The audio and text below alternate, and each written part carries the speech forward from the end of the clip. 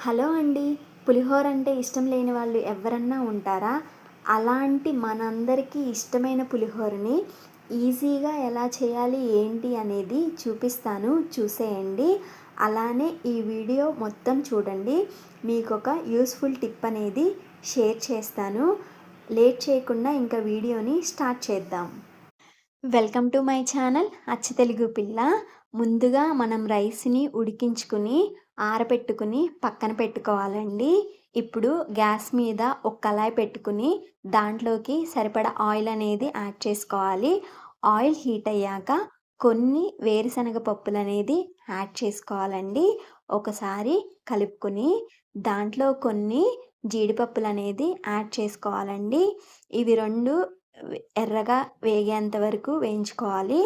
వేగాక వాటిల్ని పక్కకు తీసుకోవాలండి. ఇప్పుడు అదే కళాయిలో కొంచెం ఆయిల్ యాడ్ చేసుకుని, దాంట్లో కొంచెం పచ్చిశనగపప్పు, కొంచెం మినప్పప్పు, కొన్ని ఆవాలు యాడ్ చేసుకోవాలండి. ఇప్పుడు ఒకసారి కలుపుకోవాలి. దాంట్లో కొంచెం జీలకర్ర అనేది యాడ్ చేసుకోవాలి. తర్వాత దాంట్లో కొన్ని సన్నగా చీల్చుకున్న పచ్చిమిర్చి అనేది యాడ్ చేసుకోవాలి. దాంట్లోనే ఎండుమిర్చి అనేది కూడా యాడ్ చేసుకోవాలి. తర్వాత మొత్తం ఒకసారి కలుపుకోవాలి. దాంట్లో కొంచెం పసుపు అనేది యాడ్ చేసుకోవాలి.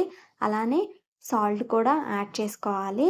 ఇప్పుడు దాంట్లో కొంచెం కరివేపాకు అనేది యాడ్ చేసుకోవాలి.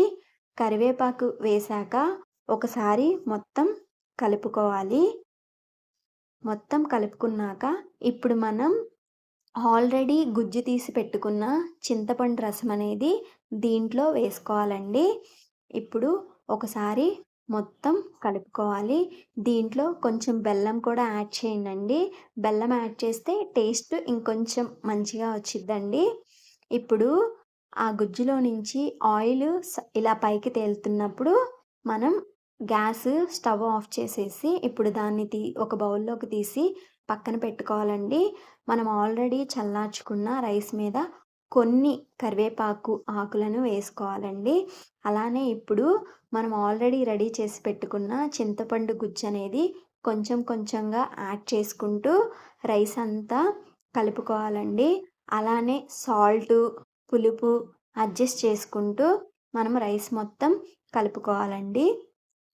ఇప్పుడు మనం ఆల్రెడీ వేరుశనగ పప్పుల్ని, జీడిపప్పుల్ని వేయించి పక్కన పెట్టుకున్నాం కదండీ! అవి కూడా దీంట్లో యాడ్ చేసుకోవాలండి.